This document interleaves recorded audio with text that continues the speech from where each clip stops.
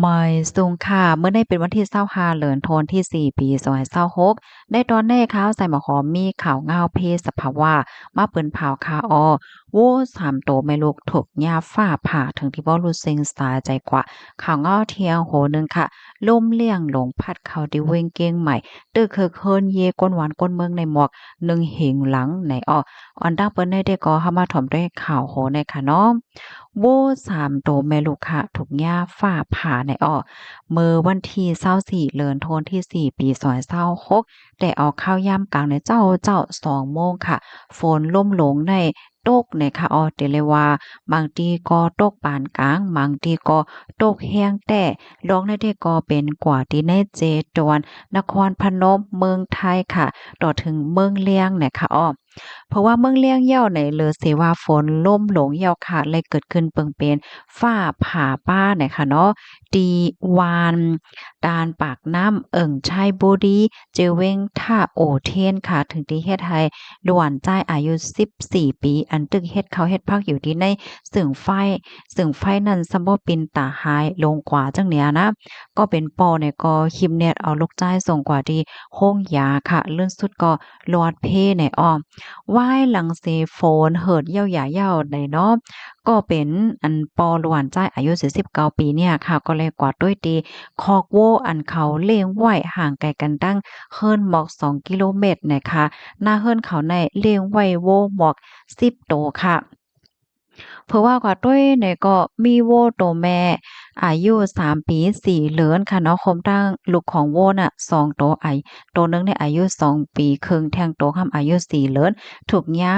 ฟ้าผ่านอนรู้แสงสาใจว่าอยู่ที่ในคอกแค่นั้นกำนันเนี่ยก็จังเลยห้องก้นหวานมาจอยกันยาเนอโวเหี่ยก็เอาขายและเงินมาอยู่มอก20,000วาทนะคะโว้ที่อันถูกหญ้าฟ้าผ่าจังไหนเปิ้นกินอยู่ค่ะเนาะพี่น้อง ผู้ใดไผโฮจอยลัดปันพองขาข้อมูลตอนในคาลิเบมาที่ห้องการข่าววอกพอยต่างไว้ค่ะลูกดีข่าวเงาโหดในเสแลกับในฮอกคามาถ่อมด้วยข่าวเงาที่เว้งเก้งใหม่พี่น้องค่ะด้วยค่ะลูกด้วยแค่พางโลอะโหลเว้ยลีโกเนาะอันเป็นหลังคาเนี่ยบ่เป็นคู่เป็นห้าลงมาเฮ็ดจังนี้ค่ะแค่พางอันพี่น้องค่ะหันอยู่เมื่อเร็วในเป็นแค่พางแต่อันเกิดขึ้นเมื่อวานในข่าวในตึกคือเฮิรนเยโกนในหมอก1เฮงหลังค่ะ เมื่อวันที่24เดือนธันวาคมที่4ปี2026ในมีข่าวเงาออกมาว่าลมเลี่ยงลมพัดเข้าละลายปื้นตีดีเจเวงอมก๋อยเจดอนเกียงใหม่เคินเยก้นหวานก้นเบิ่งได้เลยลูกก๋อยกว่าตั้งนำตั้งหลายเนี่ยค่ะตั้งฝ่ายภูมิพลพรเขาเลยลงปื้นตีเหี่ยวกอกดทัดเลยหัวตีแม่ตื่นแลดังม่อนจองนั่นไหนในปื้นตีแม่ตื่นเนาะอันเป็นหมู่ที่1ที่2ที่3ที่4ที่5และหมู่ที่16นั่น และรับพรตุ่มยอนแห้งเป๋ใจในอันเป็นหลังคาแลดังโคของในเฮิรนในเยเนี่ยเลยรู้เลยก้อยกว่าเพราะว่ามันนับส่วนโฮมในหมอก4ปากหลังค่ะนอกเลือเซนั่นในอันเป็นเฮิรนตีลือเศร้าค่ะหับการขน ในก็ได้รับรองพรตุ่มยอนก่อนตีเอมันในสองหลังค่ะมีต้นไม้หักโล่มเต็งใส่เสาไฟฟ้าไล่ก้อยกว่า3ต้นในเหมือนจังหนังตีอ่อนย้อนนำค่ะเหมือนจังหนังตีม่อนจองหมู่ที่1หมู่ที่2หมู่ที่6และหมู่ที่8นั่นมีเฮิรนเยไลลู่ไลกวายโคมตั้งเสียงก็ติมีอยู่มอก6ปาก50หลังค่ะตั้งฝ่ายภูมิพลพรเขาเนี่ยก็ไล่กับสืบกับสารตั้งฝ่ายเกี่ยวข้องเสียก็อ่าลงพื้นที่กดท่าเสปันตั้งจอยเถียมก้นวันก้นเมืองเจออันหบทบเพในปอกกำไหนกว่าว่าไหนค่ะข้อมูลในก็คาลิปีมาที่ห้องการข่าววอกพอยออกไว้ค่ะปยก็มื้อในค่ะนะมื้อในวันที่25ใน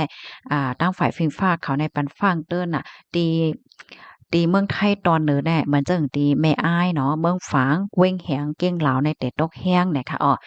ค่ะเปิ้นดีๆพี่น้องเฮาค่ะอยู่มื้อในเป็นหือพองค่ะจ่องมีฝนค่ะหือค่ะอบโอ้ต้องตักลาต่อกันมาไล่เนี่ยค่ะลูกดีข่าวเงาโหนในเสแลกำในเฮาค่ะมาถ่อมด้วยข่าวเงาเที่ยงโหนหนึงเนี่ยค่ะอ่อนดังดีๆมาถ่อมข่าวโหนได้ไหนอันข่าวเงาและแค่พังในคาลิปีมาที่ห้องการข่าวเก้งไม่ออกไว้ค่ะ กำในเฮาคามาถ่อมด้วยข่าวโขในค่ะลวงออกข้าวตั้งก้นหวานก้นเมืองในมีลองตั้งหยาบเผิดในค่ะเจออันปอกแอวเฮิรนเยเสียวกอตะเดปอกกวานนอกเมืองขึ้นนั้นมีลองกับกินในมื้อวันที่24เดือนธันวาคมที่4ปี2026ในมีข่าวงาออกมาว่าก้นเหตุการณ์นอกเมืองค่ะเนาะเจออันไรขว้างเสียก็ปอกมือแอวเฮิรนเยพ้องข้าวซ้อนน้ำเหลือน55พ้องลือฮือลือใจ5สัง5และเจ้าแนวเนาะ ก้อยกะว่าเมื่อพ้องเด็กๆออกกว่าเหตุการณ์ขึ้นนั้นซ้ำมีหลวงกับกินจังเนี่ยเนาะตัดได้ออกเมืองคืนว่าจังได๋ในอ้อม ไล่ฮู้ว่าบ่เหลียวในค่ะมันมีหลวงกับกินอำปันให้ก้นหวานก้นเมือง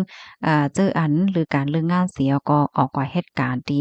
นอกเมืองเฮ็ดจั่งใดค่ะเปรียบส่ำว่าเมื่อวานนั้นแน่เขาก็มีหลวงตำเปิงไว้ค่ะเนาะว่าเพราะว่าเอาตั้งปรับค่าเมืองพาสปอร์ตเข้ามาติในเมืองห่มตุ่มประว่าในจึงที่หนึ่งได้ติเล็กกว่าป่องเลี้ยงลานในปันดีภูมิปนพรเขาเพราะว่ามาแหล่ที่เฮิรนที่เยเ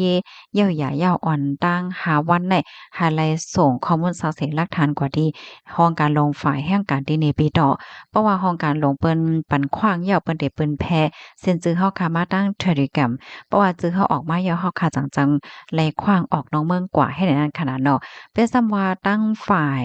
ก้นหวานก้นเมืองค่ะนะเปิ้นต่างลิกกว่าอยู่ว่าในเซตาก็อำหันมีรองตรงหนึ่งอีสางเฮ็ดจังได๋ค่ะว่าแน่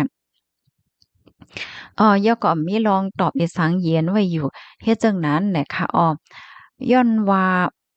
ก้นวานหมังจื้อค่ะเนาะพี่น้องแห่งการหมังจื้อเนี่ยก็ซัมมีลองมักคร้านไว้เนาะว่าเลิกการหลายมื้อหลายวันเพราะว่าถึงกินข้าวเนี่ยก็ได้เลยปอกกว่าขึ้นเหตุการณ์แหละจังได๋นั่นน่ะก้อยก็ว่าเพราะว่ามาโทบจังได๋เสก็มาปอกบางไรก็มันจังไรออกกว่าจ้อมหนังขิงข้าวยามดี อันตำวางไว้นั่นแหละจังได๋ค่ะก้นออกข้าวตั้งก่อนหนึ่งลัดนี่ว่ามื้อเหลียวในเขาเฮ็ดโกดลายโกดต่างเหยี่ยวขาตาให้ก้นเหตุการณ์ออกวานออกเมืองหยาบในปะยอก็เลยฮู้ว่ามื้อเหลียวในมีเส้นทาง VIP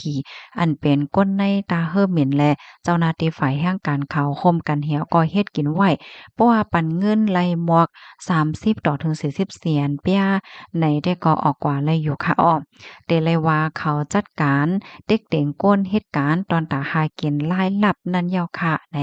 อันนี้ก็ก้นที่อันไรปันเงินเสียเขาออกกว่าจอมเส้นตั้ง VIP นั่นลัดในหนังในเนี่ยค่ะย้อนลงปอนจึงซึกคัดขวางปิกแปด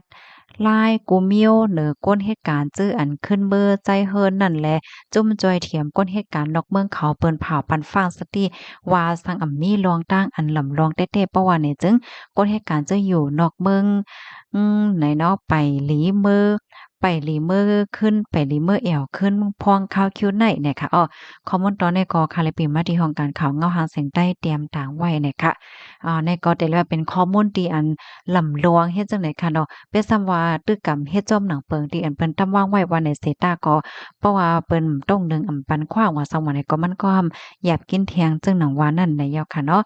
ค่ะพี่น้องค่ะรับถอมยอหันเถิงจึงพองเนี่ยก็ปันทหารถึงมาเลยค่ะเนาะมอยสุงค่ะ